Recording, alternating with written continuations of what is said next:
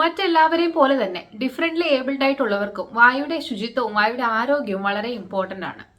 പക്ഷെ നിർഭാഗ്യവശാൽ differently abled ആയിട്ടുള്ള ആൾക്കാരിൽ പൊതുവായിട്ട് ഒരുപാട് ദന്തരോഗങ്ങളും അതുപോലെ ദന്തൽ സംബന്ധമായിട്ടുള്ള ഒരുപാട് അസുഖങ്ങളും അവർക്ക് പൊതുവായിട്ട് കാണാറുണ്ട്. കുട്ടികളിലാണെങ്കിലും മുതിർന്നവരിലാണെങ്കിലും ഒരുപാട് ദന്തൽ പ്രോബ്ലങ്ങളും അതുപോലെ തന്നെ ദന്തരോഗങ്ങളും പല്ല് സംബന്ധമായിട്ടുള്ള ഇൻഫെക്ഷനുകളും ഒക്കെ വളരെ കോമൺ ആണ്. ഇതിന് പ്രധാന കാരണം അവർക്ക് പ്രോപ്പർ ആയിട്ടുള്ള ഡെന്റൽ ഹൈജീൻ, അതായത് വായുടെ ശുചിത്വം മെയിൻറ്റെയിൻ ചെയ്യാൻ പറ്റുന്നില്ല എന്നുള്ളത് തന്നെയാണ്. പലതരത്തിലുള്ള ഡിഫറെൻ്റ്ലി ഏബിൾഡ് ആയിട്ടുള്ള ആൾക്കാരുണ്ട്. ഇപ്പൊ നമ്മൾ ലാസ്റ്റ് വീഡിയോയിൽ നമ്മൾ സംസാരിച്ചത് സ്വയം ബ്രഷ് ചെയ്യാനോ വായുടെ ഓറൽ ഹൈജീൻ മെയിൻറ്റെയിൻ ചെയ്യാനോ സാധിക്കാത്ത തരത്തിലുള്ള ഡിഫറെൻ്റ്ലി ഏബിൾഡ് ആയിട്ടുള്ള ആൾക്കാരെ പറ്റിയിട്ടായിരുന്നു. അപ്പൊ അങ്ങനെയുള്ള ആൾക്കാരുടെ ഓറൽ ഹൈജീൻ എങ്ങനെ മെയിൻറ്റെയിൻ ചെയ്യാം എന്നുള്ളതിനെ പറ്റിയിട്ട് ഡീറ്റെയിൽഡ് വീഡിയോ ഞാൻ ചെയ്തിട്ടുണ്ട്. അപ്പോൾ ആ വീഡിയോ കാണാത്തവരുണ്ടെങ്കിൽ തീർച്ചയായിട്ടും പോയിട്ട് ആ വീഡിയോ കാണാൻ വേണ്ടി ശ്രദ്ധിക്കാം. ഡിഫറെൻ്റ്ലി ഏബിൾഡ് തന്നെ സ്വന്തം കാര്യങ്ങൾ സ്വയം ചെയ്യാൻ പറ്റുകയും വായുടെ ശുചിത്വം, അതായത് ബ്രഷിംഗ് ഒക്കെ സ്വയം ചെയ്യാൻ സാധിക്കുന്ന ആൾക്കാർക്ക് വേണ്ടിയിട്ടുള്ള വീഡിയോ ആണിത്. അപ്പോൾ അവർക്ക് എങ്ങനെയാണ് ഓറൽ ഹൈജീൻ ബെറ്റർ ആക്കാൻ വേണ്ടി എന്തൊക്കെ കാര്യങ്ങൾ ചെയ്യാം, ഏത് തരത്തിലുള്ള ബ്രഷുകളാണ് അവർ സെലക്ട് ചെയ്യേണ്ടത് എന്നുള്ളതിനെ പറ്റിയിട്ട് ഡീറ്റെയിൽ ആയിട്ട് നമുക്ക് ഈ വീഡിയോയിൽ അറിയാം.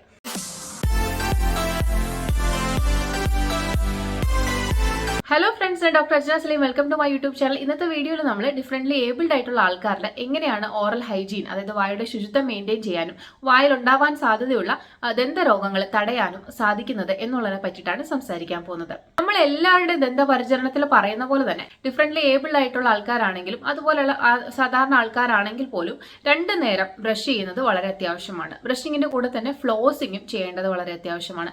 ഫ്ലോസിംഗ് എന്ന് പറയുന്നത് നമ്മുടെ പല്ലിന്റെ ഇടവശങ്ങൾ, അതായത് നമ്മൾ ചവയ്ക്കുന്ന ഭാഗങ്ങളല്ലാതെ, അതായത് നമുക്ക് കാണാൻ പറ്റുന്ന ഭാഗങ്ങളല്ലാതെ പല്ലിന്റെ ഇടയിലുള്ള ഭാഗങ്ങൾ, 2 പല്ലിന്റെ ഇടയിലുള്ള ഭാഗങ്ങളൊക്കെ ശുദ്ധമാക്കാൻ വേണ്ടിയിട്ട്, ക്ലീൻ ആകാൻ വേണ്ടിയിട്ട് നമ്മൾ യൂസ് ചെയ്യുന്നത് ഡെന്റൽ ഫ്ലോസുകളാണ്.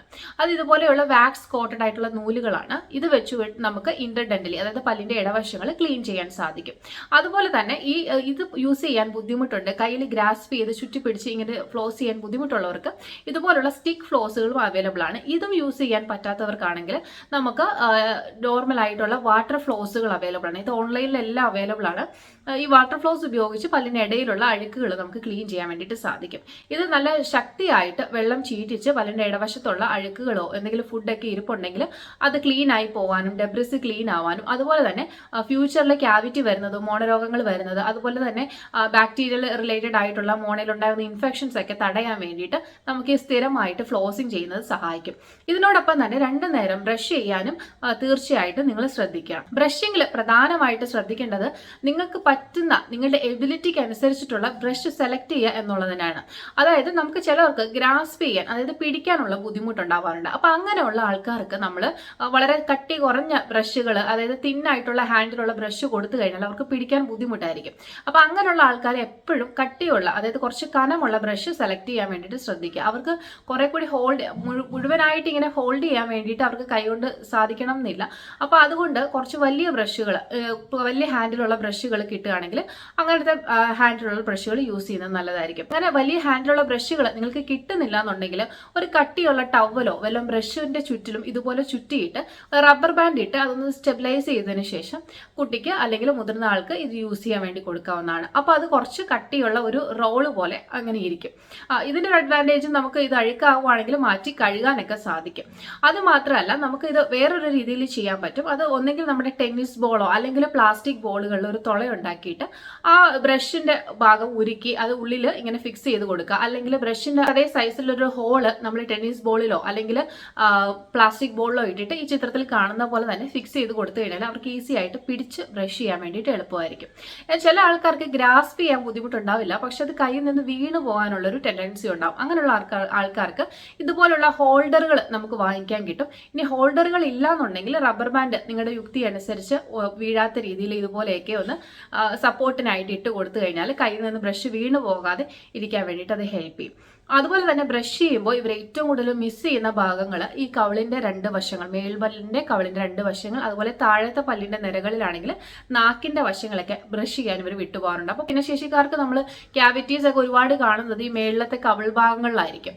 കവിളിനോട് ചേർന്നുള്ള അണപ്പല്ലുകളുടെ ഭാഗങ്ങൾ, അതുപോലെ താഴെയാണെങ്കിൽ ടങ്ങിന്റെ ഉൾവശം ഉള്ള ഭാഗങ്ങളിലൊക്കെ നമുക്ക് അഴുക്ക് കാണാറുണ്ട്. അപ്പൊ അങ്ങനെയുള്ള കാൽക്കുലസുകളൊക്കെ റിമൂവ് ചെയ്യാനും മോണരോഗങ്ങൾ തടയാനും അതുപോലെ ക്യാവിറ്റി വരുന്നത് പ്രിവെന്റ് ചെയ്യാനും പ്രോപ്പർ ആയിട്ടുള്ള ബ്രഷിംഗ് വളരെയധികം സഹായിക്കും.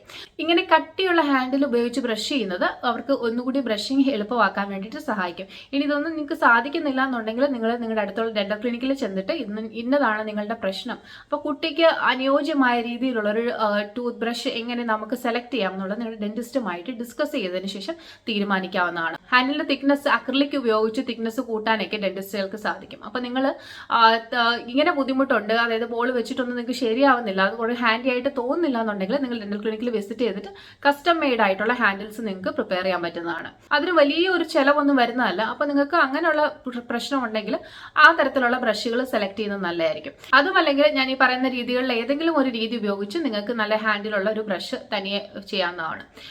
നല്ലൊരു ബ്രിസ്റ്റുള്ള ബ്രഷ് സെലക്ട് ചെയ്യുക, അത് ഏതെങ്കിലും നല്ലൊരു ബ്രാൻഡിന്റെ ബ്രഷ് നോക്കി സെലക്ട് ചെയ്യുക. എന്നിട്ട് അതിന്റെ ഹാൻഡിൽ നിങ്ങളുടെ കുട്ടിക്ക് ഗ്രാസ്പ് ചെയ്യാൻ പറ്റുന്ന രീതി എംസിയിലോ അല്ലെങ്കിൽ ആർട്ട് ക്ലേ പോലെയുള്ള ഒന്ന് സെറ്റായി ഉറഞ്ഞു പോകുന്ന സാധനങ്ങൾ ഉപയോഗിച്ചിട്ട് അവിടെ ഇതുപോലൊരു ബൾജ് പോലെ അല്ലെങ്കിൽ കുഞ്ഞിന്റെ കൈക്ക് പിടിക്കാൻ പറ്റുന്ന ഒരു രീതിയിലുള്ള എത്ര വലുപ്പമാണോ നോക്കിയിട്ട് അതനുസരിച്ച് രീതിയിലുള്ള ഒരു ബോൾ പോലെ ഉണ്ടാക്കി വെക്കുക. ഇങ്ങനെയൊക്കെ ചെയ്യുമ്പോൾ കുട്ടിക്ക് അത് ഈസി ആയിട്ട് ഗ്രാസ്പ് ചെയ്യാൻ പറ്റും.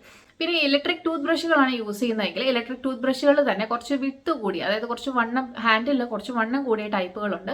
അതല്ലാതെ സ്ലീക്ക് ആയിട്ടുള്ള മെലിഞ്ഞ ടൈപ്പുകളും ഉണ്ട്. അപ്പോൾ അതിൽ സ്ലീക്ക് ആയിട്ടുള്ളത് മെലിഞ്ഞതല്ലാതെ കുറച്ച് തിക്നെസ് ഉള്ളത് യൂസ് ചെയ്യുന്നതായിരിക്കും ഇങ്ങനെയുള്ളവർക്ക് കുറച്ചുകൂടി എളുപ്പം. പിന്നെ കോമ്പിന്റെ ചീപ്പിന്റെ ഹാൻഡിൽ പോലെയുള്ള കട്ടിയുള്ള ഹാൻഡിലുകൾ മുറിച്ച് ബ്രഷുമായിട്ട് നിങ്ങൾക്ക് അറ്റാച്ച് ചെയ്യാവുന്നതാണ്. ഇങ്ങനെയുള്ള ഹാൻഡിലുകൾ ഉപയോഗിക്കുമ്പോഴും ഭിന്നശേഷിക്കാർക്ക് ഈസി ആയിട്ട് ബ്രഷ് ചെയ്യാൻ സാധിക്കാറുണ്ട്. അപ്പോൾ ഒന്നെങ്കിൽ അങ്ങനെയുള്ള ഹാൻഡിൽസ് നിങ്ങൾക്ക് യൂസ് ചെയ്യാവുന്നതാണ്. അതുപോലെ തന്നെ 3D ബ്രഷസ് ഒക്കെ അവൈലബിൾ ആണ്. ഇവർ നമുക്ക് ബ്രഷ് ചെയ്ത് കൊടുക്കാനാണെങ്കിലും സ്വയം ബ്രഷ് ചെയ്യാനാണെങ്കിലും എല്ലാ ഭാഗത്തും കൂടെയും ഇതുപോലെ ബ്രിസ്റ്റൽസ് വരുന്ന ബ്രഷസ് ഒക്കെ ഇപ്പോൾ അവൈലബിൾ ആണ്. അപ്പോൾ ഇങ്ങനത്തെ ബ്രഷസ് വേണമെങ്കിൽ നമുക്ക് യൂസ് ചെയ്യാവുന്നതാണ്. ഇതാകുമ്പോൾ കവിളിന്റെ വശം, അതുപോലെ ചവയ്ക്കുന്ന ഭാഗങ്ങൾ, അതുപോലെ തന്നെ നാക്കിന്റെ വശം അല്ലെങ്കിൽ ഉൾവശം, അണ്ണാക്കിന്റെ വശമൊക്കെ നമുക്ക് ഒരേ സമയം തന്നെ ബ്രഷ് ചെയ്യാൻ വേണ്ടിയിട്ട് സാധിക്കും. ഇനി നിങ്ങൾക്ക് ഇങ്ങനെ ഒന്നും ചെയ്യാൻ സാധിക്കുന്നില്ല, നിങ്ങൾക്ക് ഒരു ബ്രഷ് ഹാൻഡിൽ ചെയ്യാൻ പറ്റുന്നില്ലാത്തൊരു സാഹചര്യമാണെങ്കിൽ നിങ്ങൾ എന്നെ ഇൻസ്റ്റാഗ്രാമിൽ മെസ്സേജ് ചെയ്താൽ മതി. ഞാൻ നിങ്ങൾക്ക് ആപ്റ്റ് ആയിട്ടുള്ള രീതിയിലുള്ള ബ്രഷ് ഡിസൈൻ ചെയ്ത് നിങ്ങൾക്ക് സെൻഡ് ചെയ്ത് തരുന്നതായിരിക്കും. ചിലർക്ക് ഇങ്ങനെ റിങ് പോലെയുള്ള സാധനങ്ങൾ പിടിച്ച് ഹാൻഡിൽ ചെയ്യാനായിരിക്കും എളുപ്പം. അപ്പോൾ അങ്ങനെയുള്ള ആൾക്കാർക്ക് നമുക്ക് ഇതുപോലെ റിങ് ആയിട്ടുള്ള വലിയ പ്ലാസ്റ്റിക്കിന്റെ വളയോ അല്ലെങ്കിൽ ഒരു വുഡിന്റെ വളയോ വല്ലതും എംസിയിൽ വെച്ചിട്ടോ അല്ലെങ്കിൽ എന്തെങ്കിലും നല്ലൊരു ഗ്ലൂ വെച്ചിട്ടോ ഇതിനകത്ത് സ്റ്റിക്ക് ചെയ്ത് കൊടുക്കുകയാണെങ്കിൽ അങ്ങനെയും ബ്രഷ് ചെയ്യാൻ വേണ്ടിയിട്ട് സാധിക്കും. ഇനി നിങ്ങൾക്ക് ഇതൊന്നും സാധിക്കുന്നില്ലാത്ത ഒരു അവസ്ഥയാണെങ്കിൽ നിങ്ങൾക്ക് ഇൻസ്റ്റാഗ്രാമിൽ എനിക്ക് മെസ്സേജ് ചെയ്യാവുന്നതാണ്. ഞാൻ നിങ്ങൾക്ക് വേണ്ടിയിട്ട് കസ്റ്റമൈഡ് ആയിട്ടുള്ള ബ്രഷ് പ്രിപ്പയർ ചെയ്തിട്ട് സെൻഡ് ചെയ്യുന്നതായിരിക്കും. ഡിഫറെന്റ്ലി ഏബിൾഡ് ആയിട്ടുള്ള ആൾക്കാരുടെ വേണ്ട ഡെന്റൽ കെയർ എന്തൊക്കെയാണ്? എല്ലാ 6 മാസം കൂടുമ്പോഴും മറ്റുള്ളവരെ പോലെ തന്നെ ഡെന്റൽ ചെക്കപ്പ് വളരെ അത്യാവശ്യമാണ്. അതുപോലെ തന്നെ ഓറൽ ഹൈജീൻ, 2 നേരം ബ്രഷ് ചെയ്യുക. ഈച്ച് ഫുഡ് കഴിച്ചതിന് ശേഷം, എല്ലാ വട്ടവും ഭക്ഷണം കഴിച്ചതിന് ശേഷം വാ നല്ലതായിട്ട് കുലുക്കുഴിഞ്ഞ് കഴുകുക. ഞാൻ നേരത്തെ പറഞ്ഞല്ലോ, ഫ്ലോസ് യൂസ് ചെയ്യുക. ഫ്ലോസ് നിങ്ങൾക്ക് ഏതാണോ അഭികാമ്യമായ ഫ്ലോസ് അത് തിരഞ്ഞെടുത്ത് യൂസ് ചെയ്യുക. നോർമൽ ആയിട്ടുള്ള ഫ്ലോസ് യൂസ് ചെയ്യാൻ പറ്റുമെങ്കിൽ അങ്ങനത്തെ നൂലുകൾ യൂസ് ചെയ്യുക. അത് പറ്റുന്നില്ല എന്നുണ്ടെങ്കിൽ സ്റ്റിക്ക് ടൈപ്പ് യൂസ് ചെയ്യാം. അതും പറ്റുന്നില്ല എന്നുണ്ടെങ്കിൽ ഇന്റർഡെന്റൽ ബ്രഷുകൾ യൂസ് ചെയ്യാം. ഇന്റർഡെന്റൽ ബ്രഷുകൾ ഇതുപോലുള്ള ചെറിയ ബ്രഷുകളാണ്. ഇത് പല സൈസിൽ അവൈലബിൾ ആണ്. നിങ്ങൾക്ക് പല്ലിന്റെ ഇടയിൽ കയറുന്ന ഗ്യാപ്പിന് പറ്റുന്ന ചെറിയ ബ്രഷുകൾ യൂസ് ചെയ്തിട്ട് പല്ലിന്റെ ഇടവശങ്ങൾ വൃത്തിയാക്കാവുന്നതാണ്. അതുപോലെ തന്നെ നമുക്ക് വാട്ടർ ഫ്ലോസുകളും ഇപ്പോൾ അവൈലബിൾ ആണ്. വാട്ടർ ഫ്ലോസിനെ പറ്റിയിട്ട് ഞാനൊരു ഡീറ്റെയിൽഡ് വീഡിയോ വേറെ ചെയ്യുന്നതായിരിക്കും. വാട്ടർ ഫ്ലോസിനെ പറ്റി കൂടുതൽ അറിയാൻ വേണ്ടി ഒരുപാട് പേര് മെസ്സേജ് ചെയ്തിട്ടുണ്ടായിരുന്നു. അപ്പോൾ അതിനെ പറ്റിയിട്ട് ഡീറ്റെയിൽഡ് ആയിട്ടൊരു വീഡിയോ ഞാൻ വേറെ ചെയ്യുന്നതായിരിക്കും.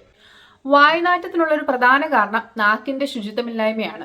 അപ്പോൾ ഈച്ച് ടൈം ബ്രഷ് ചെയ്യുമ്പോഴും നാക്ക് വൃത്തിയാക്കാൻ വേണ്ടി ശ്രദ്ധിക്കുക. നമ്മുടെ പണ്ട് കാലങ്ങളിൽ ഉപയോഗിച്ചിരുന്ന ഇതുപോലുള്ള മെറ്റൽ ടങ് ക്ലീനറുകളുടെ ഒന്നും ആവശ്യമില്ല. നമ്മുടെ ബ്രഷ് ഉപയോഗിച്ച് തന്നെ നാക്ക് സ്ക്രേപ്പ് ചെയ്ത് ക്ലീൻ ആക്കാവുന്നതാണ്. നാവ് സ്ഥിരമായിട്ട് ക്ലീൻ ചെയ്യുന്നത് നാക്കിൽ പൂപ്പൽബാധ ഉണ്ടാവാതിരിക്കാനും വേണ്ടിയിട്ട് നിങ്ങളെ സഹായിക്കും. ഇന്നത്തെ എൻ്റെ വീഡിയോ നിങ്ങൾക്ക് ഹെൽപ്ഫുൾ ആണെന്ന് തോന്നുവാണെങ്കിൽ നിങ്ങളുടെ ഫ്രണ്ട്സിനും ഫാമിലിക്കും ഷെയർ ചെയ്യാൻ വേണ്ടിയിട്ട് മറക്കരുത്. അതുപോലെ തന്നെ നിങ്ങൾക്ക് എന്തെങ്കിലും ടോപ്പിക്കിനെ പറ്റിയിട്ട് അറിയണം എന്നുണ്ടെങ്കിലും അത് നിങ്ങൾക്ക് കമന്റ് ബോക്സിൽ കമന്റ് ചെയ്യാവുന്നതാണ്. അതിനെ പറ്റിയിട്ട് ഡീറ്റെയിൽഡ് വീഡിയോ ഞാൻ വേറെ ചെയ്യുന്നതായിരിക്കും. Thank you for watching my video. Thank you.